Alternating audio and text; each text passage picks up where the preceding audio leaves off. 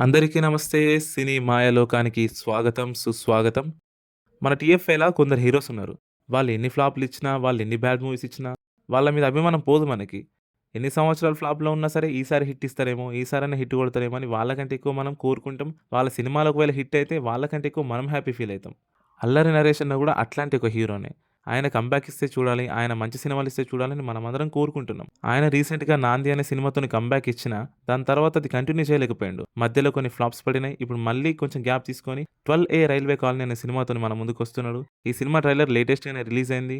Trailer చూసిన తర్వాత నాకైతే బాగా నచ్చింది. మంచి క్రైమ్ డ్రామా లాగుంది. సినిమా ఖచ్చితంగా చూడాలి. ఫస్ట్ డే ఫస్ట్ షో థియేటర్‌కెళ్ళాలని ఒక బజ్‌నయితే క్రియేట్ చేసింది నాకు. అండ్ ఈ ట్రైలర్ ఎవరు కట్ చేసిర్రో గాని పర్ఫెక్ట్ కట్ చేసిర్రు. ఆ కట్స్‌కి తగ్గట్టు బ్యాక్‌గ్రౌండ్ మ్యూజిక్ కూడా మంచిగా ఇచ్చిండు. బీమ్స్ బ్యాక్‌గ్రౌండ్ మ్యూజిక్ దీనికి. అండ్ ఒక పాట కూడా రిలీజ్ అయింది రీసెంట్‌గానే. 'కన్నొదిలి కలనొదిలి' అని ఒక సాంగ్. అది కూడా డీసెంట్‌గుంది. ఈ ట్రైలర్ చూస్తే అర్థమైన కథ ఏందంటే ఎవరో మున్నా అనే వ్యక్తి చనిపోయిండు. అతన్ని ఎవరు చంపిండ్రు? ఆ క్రైమ్ చుట్టూ తిరిగే డ్రామా లాగున్నది. ఈ క్రైమ్ డ్రామా జాన్రా అనేది కూడా చాలా సేఫ్ జాన్రా.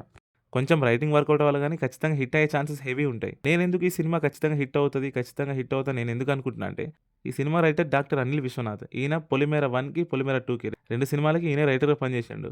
ఆ సినిమా మనకు తెలుసు. మనం చూసినాం, హిట్ అయింది. 'పొలిమేర 1'లో గాని, 2లో గాని ట్విస్ట్‌లు ఎట్లుంటాయి, ట్విస్ట్‌ల మధ్యలో సినిమా ఉంటదా, సినిమాలో ట్విస్ట్‌లు ఉంటాయా అన్నట్టుంటాయి 2 సినిమాలు. అట్లాంటి ఒక రైటర్ రాస్తున్నాడు. అతని నుంచి ఇంకో సినిమా వస్తున్నదనంటే ఖచ్చితంగా సినిమా మీద ఇంట్రెస్ట్ క్రియేట్ అయితది. ఎప్పుడో 7 నెలల ముందు రిలీజ్ అయిన టీజర్‌లో కూడా మంచి ఇంట్రెస్ట్ క్రియేట్ చేసిండ్రు. టీజర్‌లోనేమో ఈ స్పిరిట్‌లు, ఆత్మలు ఎందుకు కొందరికే కనపడతాయంటే, ఈ ట్రైలర్‌లోనేమో "నువ్వు మళ్ళీ ఊహించుకుంటున్నావా" అని చెప్పి సాయి కుమార్ అంటాడు. ఈ స్పిరిట్‌లు, ఊహించుకోవడాలు, మర్డర్‌లు ఇవన్నీ చాలా ఇంట్రెస్టింగ్ ఎలిమెంట్స్ సినిమాకి. ఈ ఎలిమెంట్స్ అన్ని గట్టిగా వర్కౌట్ అయితే సినిమా హిట్ అయ్యే ఛాన్సెస్ చాలా ఉన్నాయి. టీజర్‌లో గాని, ట్రైలర్‌లో గాని చెప్పిన ఎలిమెంట్స్, చూసిన విజువల్స్‌ని బట్టి నాకైతే మంచి ఇంట్రెస్ట్ క్రియేట్ అయింది. చూడాలి ఖచ్చితంగా సినిమా హిట్ అయితదని నేనైతే అనుకుంటున్నా. ఒకవేళ మీరు ట్రైలర్ చూసుంటే మీరెట్లాంటి విషయాలు అబ్జర్వ్ చేసిండ్రు? మీకు నచ్చిందా? నచ్చలేదా? ఒక్కసారి కామెంట్స్‌లో చెప్పండి. నవంబర్ 21కి సినిమా రిలీజ్ అయితుంది. సినిమా రివ్యూలో ఇంకా డీటెయిల్‌గా మాట్లాడుకుందాం.